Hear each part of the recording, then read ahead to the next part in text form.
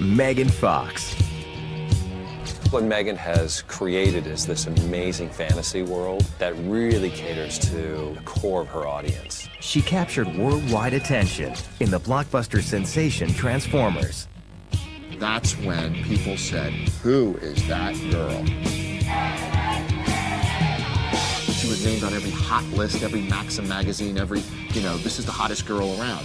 She's held people's attention with flashy photo shoots and racy interviews. Megan has a reputation that she started, that she's a little bit of a bad girl and that she loves sex and she's a little bit promiscuous. Did you get the side? You better pan down and get the side of this dress. I curse and I've made mention of sex before and I make jokes about it, which people find outrageous. Megan Fox can be perceived in any number of ways depending on who you speak with. I feel like everything that comes out of my mouth becomes sensationalized by the media. Being a sex symbol, it's almost like being a product, like a can of Coke or something. How much of that is fabricated, how much of that is real, I'd never be able to tell you. She's a very interesting personality that way.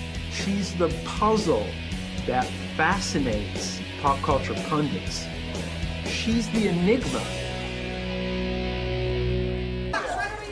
Megan, over your shoulder. By the time Megan Fox was 22, she was a sex symbol.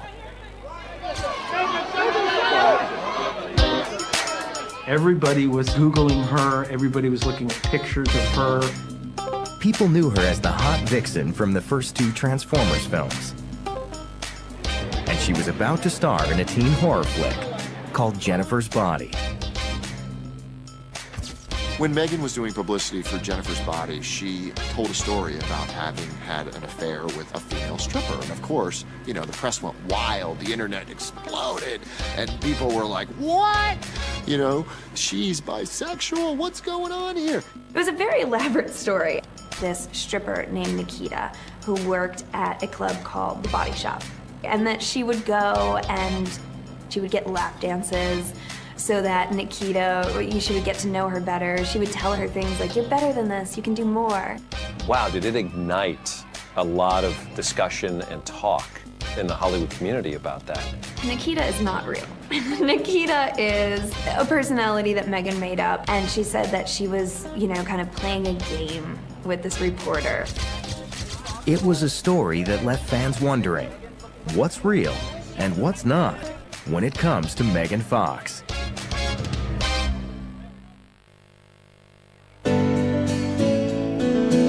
Megan Fox was born May 16, 1986, into a world far different from Hollywood. Her family had a small home in Rockwood, Tennessee, an 8-square-mile town with a population of around 5,000 people. Her father was a parole officer, and her parents separated when she was young, and they eventually divorced.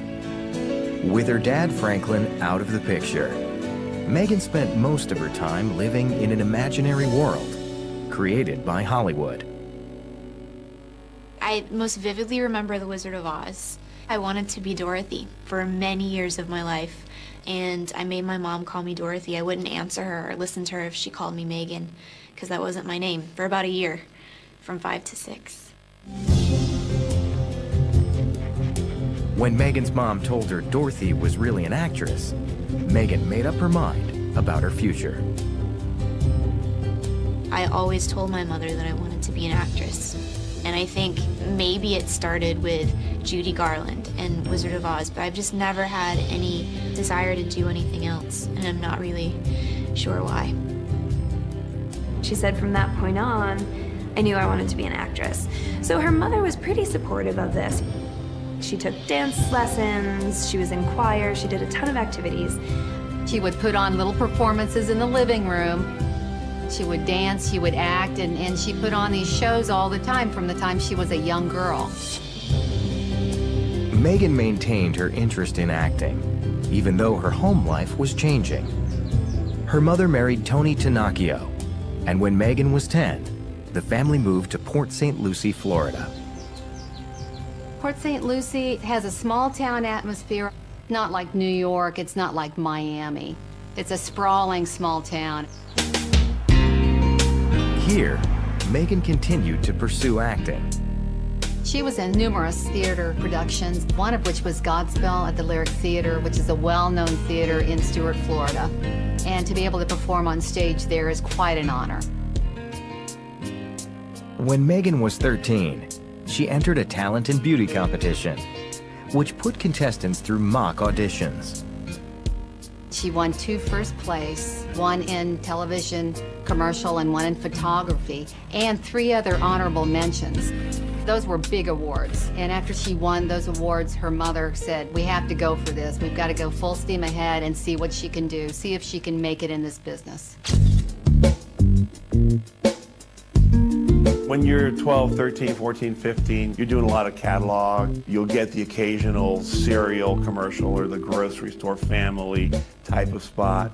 In one case, I brought Megan in for a film project, which was short film that matches a high school writer with a famous director, and in this case it was David Frankel, who directed Devil Wears Prada. She definitely stood out. David said, love to use her, but she's so beautiful. I don't want to offend anybody. I mean, I don't want to cause a scene. Megan didn't get that part, but she did catch a lot of flack from her peers for wanting to be a star. Port St. Lucie at the time was a smaller town. They weren't used to actors and models in the neighborhood. Going to school and seeing someone that's also in a magazine or on a commercial or on a TV show, people are scared of what they don't understand, and they can be cruel about it. When you're growing up in high school, other girls, they don't like beautiful girls talking about how they're going to be famous and rich and being, big Hollywood starlets one day. She wasn't that popular in her high school. She said that people used to throw ketchup packets and mustard packets at her, and sometimes she would take her tray and take it to the restroom and eat there. And she said that, high school, they're like vultures. Once someone senses that you're the weak one, everyone preys on you. To make matters worse, Megan worked at a fruit smoothie stand where she had to dress up like a banana. There was a whole circle cut out. So you could see her face, you could see clearly who she was. High school students used to come by, drive by, back and forth, and yell obscenities at her. Megan also had problems at home. Megan was raised very modestly. She was raised by her mother and her stepfather, who, by her own admission, were very, very strict. They would not let her date at all. Her stepfather was very religious. He was Pentecostal, and she talks about that and about how she always wanted to rebel just because she didn't like authority. She was never allowed to have friends over at her house. She was never allowed to have boyfriends. And, she kind of was alone most of the time. Megan rebelled against her strict parents. She used to dress like a Barbie doll. She would wear the smallest clothes possible, and she wanted to dye her hair blonde, and her mother said, not a good idea. You're a brunette, that's what makes you special. And she said, well, but I still put sun in my hair. It was Florida, and I had orange hair for 2 years. She would sneak out of the house. She said she was inventive. She would tie bed sheets together and climb out of her second floor bedroom window. She said one time she wanted to get out so bad she just jumped. When you spend a lot of time in your formative years alone or in a very strict household, you just want to rebel, and everything feels a little bit like a push. And I'm sure that's how she felt when she was growing up. Megan would soon have a chance to rebel against her family's conservative values and express her sex appeal, thanks to director Michael Bay. When Megan Fox was 16, she met established agent Sharon Lane. When I met her, she had fire. She had a desire to do this. She had the looks. The call came through. They were looking for a young girl. I guess it was 16 years approximately, to work with the Olsen twins. We're not going to Hawaii today, girls. We're going somewhere much better. I'm taking you to Atlantis. Megan landed the part of the not-so-likable Brianna Wallace in the direct-to-video movie Holiday in the Sun. Her mother drove her to Miami, where she auditioned for the part. And while she was doing that, there were other hopefuls auditioning in Hollywood. So she was up against quite a bit of competition. Excuse me. Oh, were you in line? Brianna Wallace, messages please. Certainly, Miss Wallace. And how is your father today? In the casino. Wondering why this is taking so long? She was a mean girl. She was the spoiled, rich, nasty, sort of alpha female that picked on the nice, sweet, blonde Olsen twins. I'm sorry. Thank you. And thank you. Next time, take a number. Filming her part in Holiday in the Sun took only 8 days, so it was a very fast shoot. Look, as long as you're with me, you won't get into trouble. I didn't know if I was going to meet a prima donna or if I was going to meet a regular teenager. And to my surprise, she was just a regular, normal person. You know, life was normal, even after being in a movie, with some of the biggest stars around. That was great. She said that she was in awe of them. She said they were so down to earth and friendly, and she felt comfortable at once. I'm gonna go with her. Okay.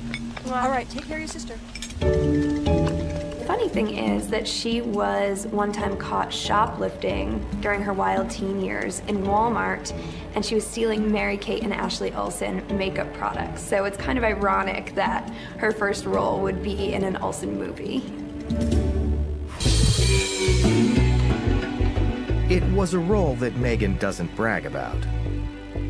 One of the things that I think is really hilarious is that she's interviewed if she's recently watched Holiday in the Sun, and she says, "Oh God, no, I'd rather kill myself." I just think that's hysterical. I do remember being in my living room visiting my family. I heard a very familiar voice, and I turned around, and it was Megan and the Olsen twins, and for Holiday in the Sun, and it was a surprise. Is it important? She's kind of private. She keeps a lot to herself. The movie didn't do much to change Megan's situation at home. I remember the mother telling me that she wanted her daughter to have as normal a life as possible, and that's why they stayed in Port St. Lucie instead of going to the big city. Megan would have to settle for work in Florida, which came in the form of the TV series Ocean Ave. Filmed in Miami, but set to air in Sweden. It was basically a soap opera-ish slice of South Beach at the time.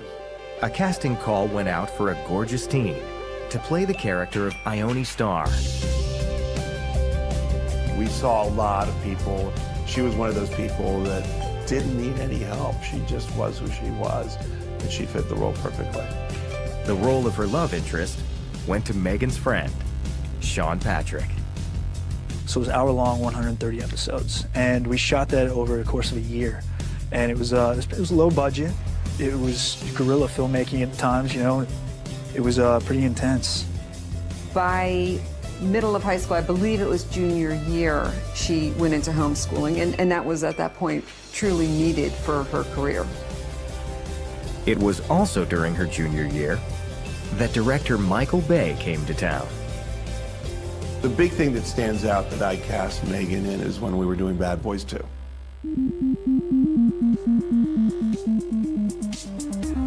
Bay wanted good-looking extras for a party scene. Michael Bay wasn't finding the right girl. And I remember saying, we're gonna go meet him out at a helicopter pad. And I brought Megan and another girl out there. And he looked at Megan and he looked at the other girl and said, good. Michael Bay picked Megan for the part. He saw something. She has it. It's clearly that it factor that we talk about when you meet somebody. She has it.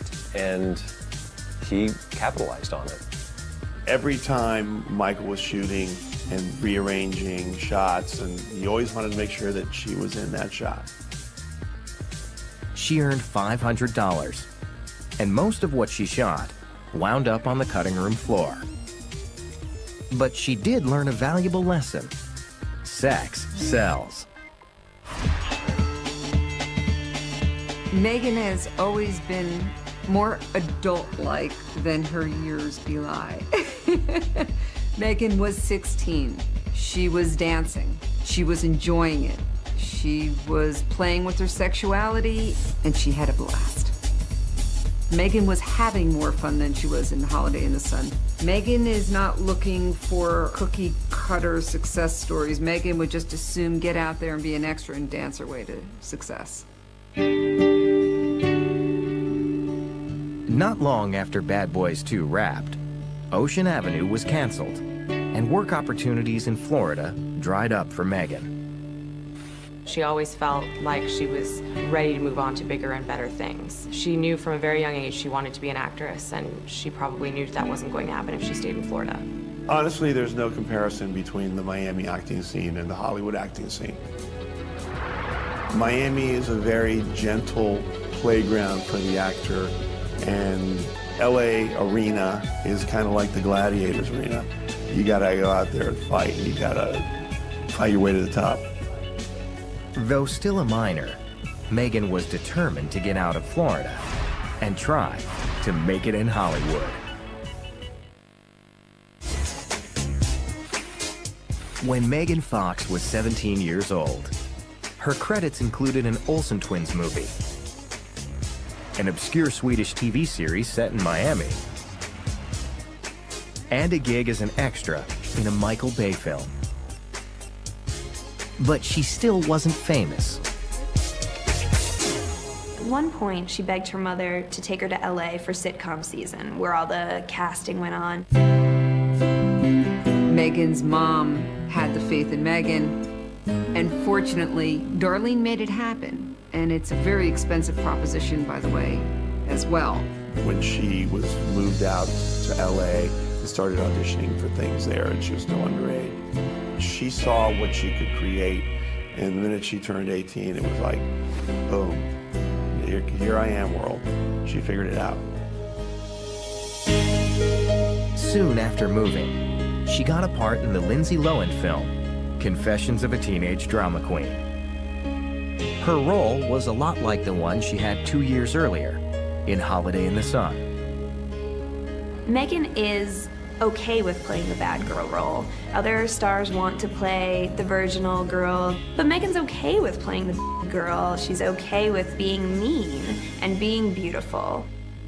I don't know if people try to typecast me as that. I think I just sort of, for whatever reason, fell into playing a mean girl, and I think more so because there are many more blonde actresses than there are brunette actresses.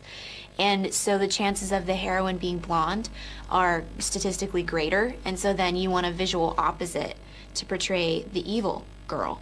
And I am that opposite, I guess. Not only was Megan once again the mean girl, she was also playing second fiddle to a more established star. She wasn't that excited about working with Lindsay Lohan. However, she knew it was a big role. Megan said that Lindsay Lohan had to be nice to her because Megan looked older than Lindsay, and Lindsay needed her to buy her cigarettes. I think Megan Fox always has an implication when she says things. I suppose we could take it to mean that she was only nice to her for cigarettes. She has admitted that she didn't get along with her. And she fully admits that she's better friends with men than women because there's sort of like a beauty competition with women, and she's not going to have any of that. The movie earned about $30 million at the box office. Most of its fans were teenage girls. But Megan would soon get a chance to appeal to a male audience when she played a sexy window washer in the sitcom 2.5 Men. Megan plays that role so well. She knows how to dress it, she knows how to walk it, she knows how to bat her eyes, and she's good at it. And she fully admits if she wasn't good looking, she'd be nothing in Hollywood. And she's willing to use her good looks to her advantage, and that's what she's doing. She was very confident with the role because of the sexuality, and she gets nothing but praise for that. Striking a pose came easy for Megan, but her agent wanted her to take on roles with more depth. So Lane encouraged her to audition for a part, replacing actress Nicole Piaggi in the TV sitcom Hope and Faith. They were a little concerned about her comedy because she hadn't done enough of it to really take on a series regular role. And at the same time, that role entailed a lot of depth that went outside of the comedy. When Megan showed up for the audition, she nailed it. I think as far as project breaks, the first really big break was her being cast on Hope and Faith. The ambitious, rebellious teen finally got a chance to move to New York and be on her own. Being in New York on her own, though, it was sort of a first time her mom wasn't with her. It was tough. She felt very much alone in New York. It was a difficult experience, which Megan saw as a prison sentence. But it was my insistence with her, my pressuring her, she agreed, to gain the audience, to learn the ropes, to get in front of the camera, and to really get some grounding. There was, however, one upside to the role. Brian Austin Green came and had a bit part in the series. She didn't know who he was. You know, she hadn't grown up watching 90210, which made sense because she was so much younger than him. They're 13 years apart. And she said that they brushed up against each other while taping, and that there was literally an electricity that went through her body and out, and she knew then that they would date. Megan didn't care what others thought about her older man. She always liked to rebel, and I think dating Brian Austin Green in some funny way, because he's not an outrageous person, you know, he's not out there partying and getting drunk. She probably liked that there was a 13-year age difference. He had a son. It was very unlike what someone would expect of her. She hadn't made a lot of friends in New York, and I think that having met Brian on the set, Megan started liking New York just a little bit more. The next real break for her was a phone call I received from FHM to give her a shot, take some photos, and they asked her to be on the cover. The camera loves Megan Fox. She's got a look that no other actress or actor has. This was Megan's first featured interview in a major publication. Megan has a tendency to make controversial statements to the media, to the interviewers, and in some cases I think she's pulling the wool over their eyes. Megan offered up a surprising number of details about her sex life with Brian. It creates a kind of a bad girl image, a naughty girl image. It's a little bit of a rebellion.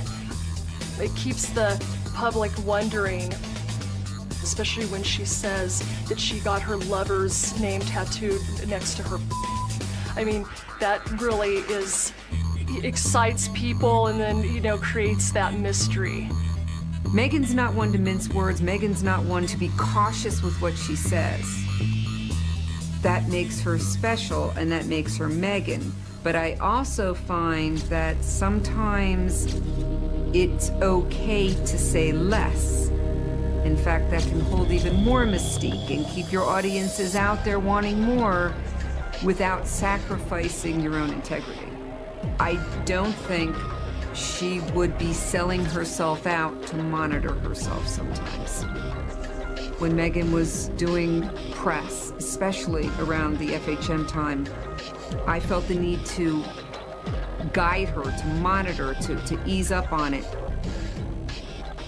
Megan and her agent continued to butt heads. Until finally, Megan fired Lane. I do believe that a lot of the reasons that we went our own ways was that she did not want somebody holding her back anymore, making sure to monitor, discreetly monitor those moments, and that she wanted it just a little faster than I was ready to let it happen. That same year, Hope and Faith was canceled. So Megan moved back to Los Angeles, where she would soon become more famous and more controversial.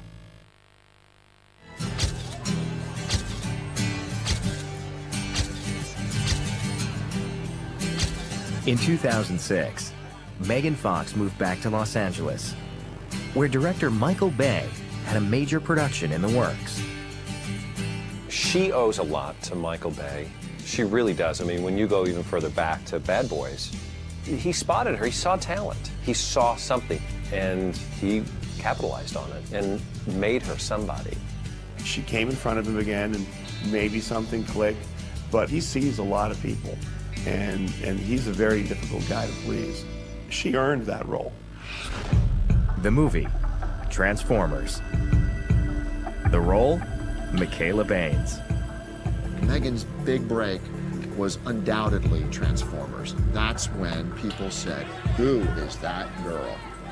She had instantly, after the Transformers movie, become this pop culture icon. Everybody was Googling her. Everybody was looking at pictures of her. Her stardom was secure. The film grossed over $700 million worldwide. You lose perspective and you don't really realize what they're really going to do with it afterwards, and to come in and see everything finished and have the sound finished, it just really blew me away.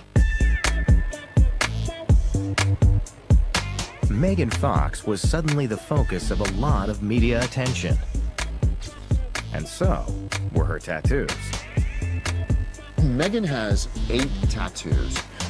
She's got the Chinese word for strength on the back of her neck, and she's got a yin and a yang.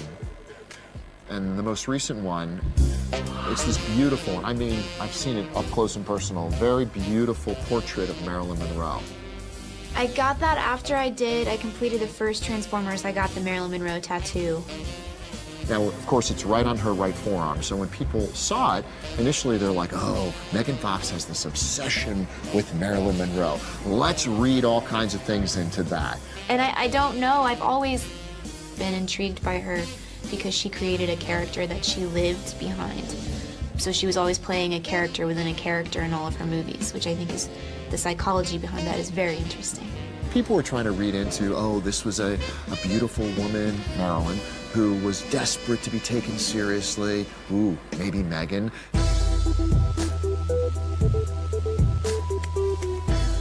Megan's tattoos have also led to another comparison.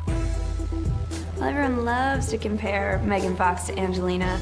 We're always looking for someone who's the new someone, but it's not completely arbitrary in this case. You know, they have a lot of tattoos. They even have a tattoo that looks very similar with similar placement on both of their shoulder blades.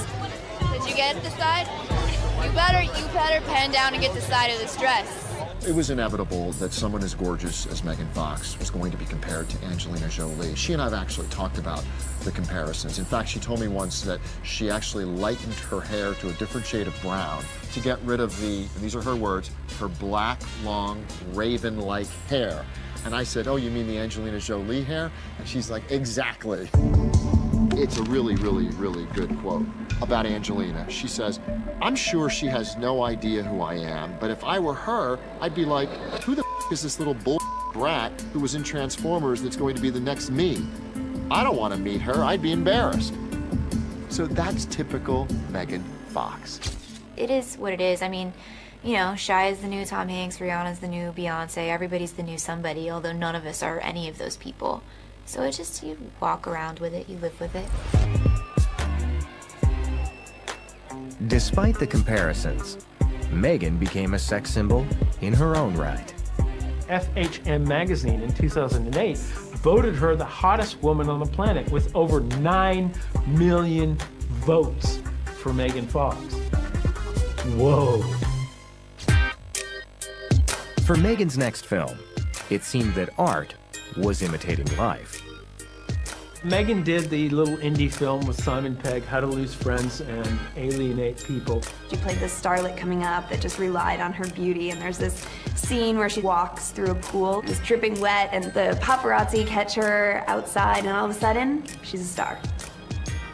So, very parallel to her own life in some ways.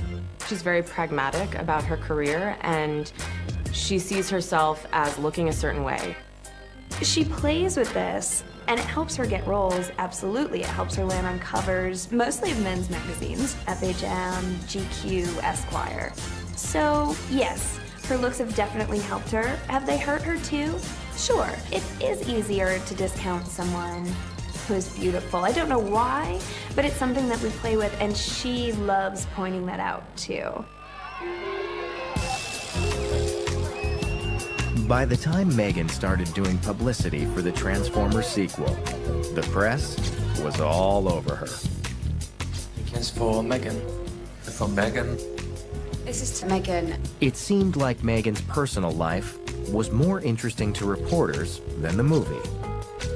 Sometimes it's liberating to read your interviews because you're quite outspoken. Anything that you said that you regret saying, and You would like me to clarify it right now? Sure. Anything that I've ever said that I regret? Like the first Transformers, Revenge of the Fallen was a blockbuster. But a controversy between Megan and the director was about to erupt.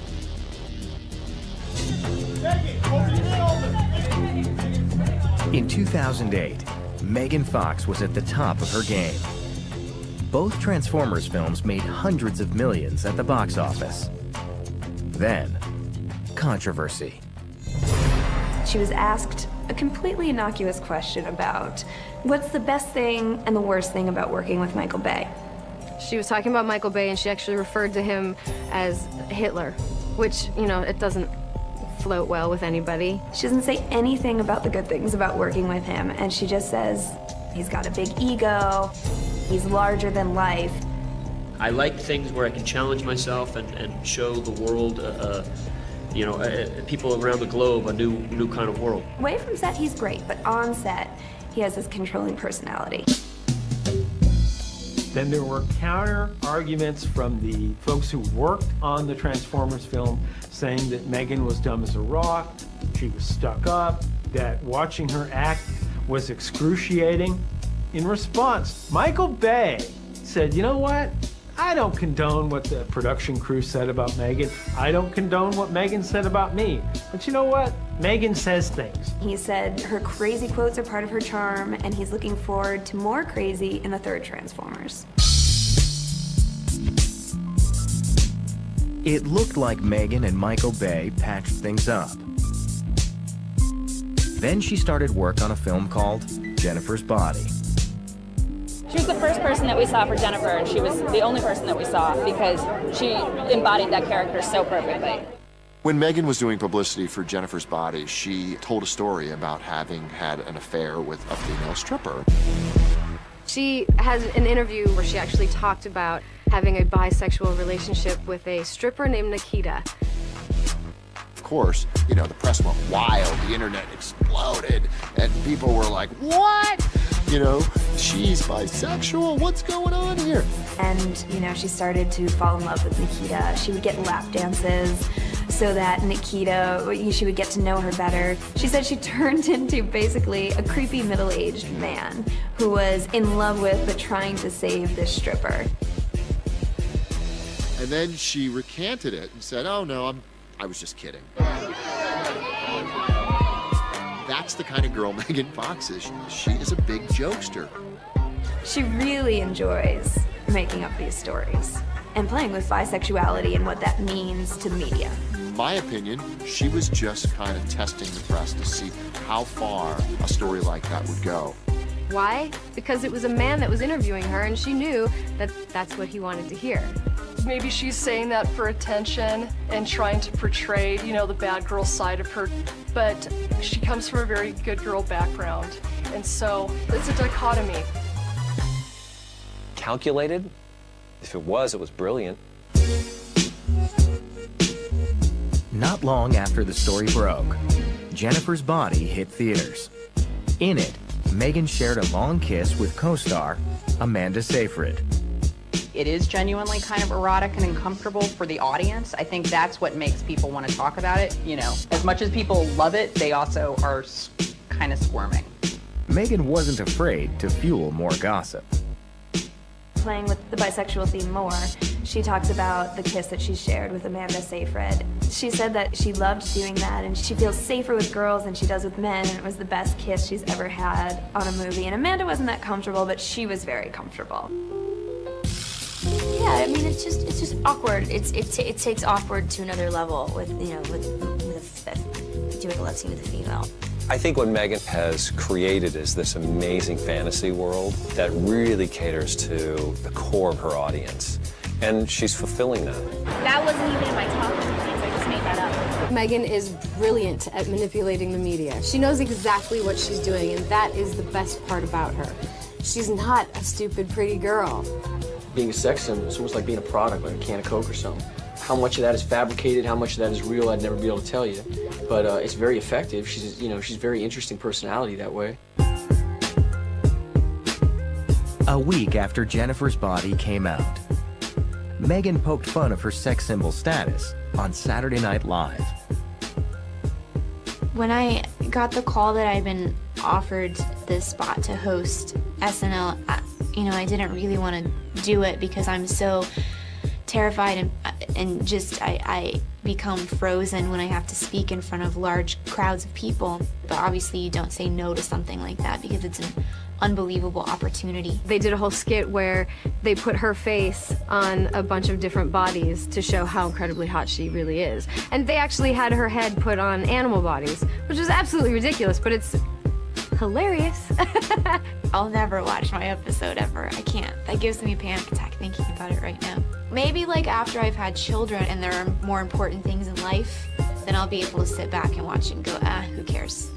Megan Fox does not like to watch herself on screen. She is one of those actors that feels that she can't bring herself to watching herself on screen. Megan scored big with SNL fans, but her movie Jennifer's Body was a different story.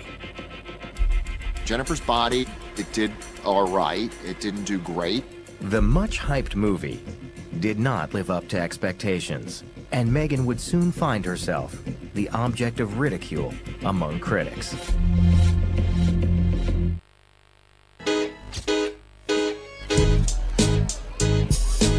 By the time Megan Fox was 23 years old, she had already starred in 2 blockbuster hits, hosted Saturday Night Live, headlined an outrageous horror flick, and established herself as a sexy leading lady. Much of her career thus far has been based on the way she looks, from the Michael Bay action movies to even Jennifer's Body, in which she was very funny. But it's all about Megan Fox looking a certain way. Girls are really powerful, and I think it's been overlooked. The power of females have been overlooked in film for a long time. You know, she was named on every hot list, every Maxim magazine, this is the hottest girl around. And so she was even getting sick of hearing her own name. And she's the first to tell you that. Have you ever been given a compliment and you just can't take it because you maybe don't agree with it, or you just are uncomfortable taking it? It's like that non-stop all day, every day. I'm just really embarrassed by it. If I told you you were the sexiest man I've ever seen in my life. Oh, tell me. Megan knows how to use the media as a tool. At the same time, that tool can come back and cut you sometimes. There almost started to become a little bit of backlash, where maybe Megan Fox was getting a little too much exposure. Excuse me, please. Megan! Megan, you're looking absolutely amazing. Follow me. I think that she just feels like every little thing she says gets pulled out by a different blog or a different newspaper. Oh my God! Megan, please! And I don't think she's wrong in thinking that. I think that that's how the entertainment news system works in a lot of ways. I feel like everything that comes out of my mouth then becomes sensationalized by the media and becomes stamped controversial no matter how harmless I actually intended it to be.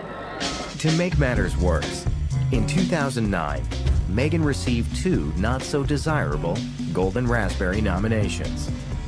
Megan Fox, a woman who, if Transformers had hood ornaments, could be one. And an actress discovered by Michael Bay. And we all know what great judge of acting he is. Flailed by Fear.net, which flawed. She can't deliver even one line reading that doesn't sound like a late-night promo for a 1-900 lonely girl hot. Razzie Awards, as they're often called, recognize the worst in film, Nominated for both Jennifer's Body and Transformers: Revenge of the Fallen. How you doing, Megan? Then, word got out that Megan wasn't going to be in the third Transformers film. The first initial thought that everyone had was, well, obviously, Michael's just pissed off about what she said about him. Paramount came out and said, we decided not to renew her options. Megan Fox came out and said, he wanted me to gain 10 pounds. He wasn't happy with the way I looked. He was mean to me on the set before. She didn't want all of the abuse that she claimed she got on set, so she walked off. Now I think she's pulling back a bit and trying to be a little more authentic, a little more real in the way she talks about things. A lot of other modern actresses are like watching train wrecks, but Megan is completely different. And it drives, I think, many in the media and the paparazzi crazy because they want to catch her doing something insane. And she may say insane things to the press, but she's actually very tame in terms of her personal lifestyle. It only affects me personally when, I'm trying to do something that's private and personal and it's being interrupted by photographers. But other than that, my life is pretty much the same. I think Megan Fox is a misunderstood actress. And I'm not saying that she doesn't play a role in that. I think she purposely makes herself misunderstood.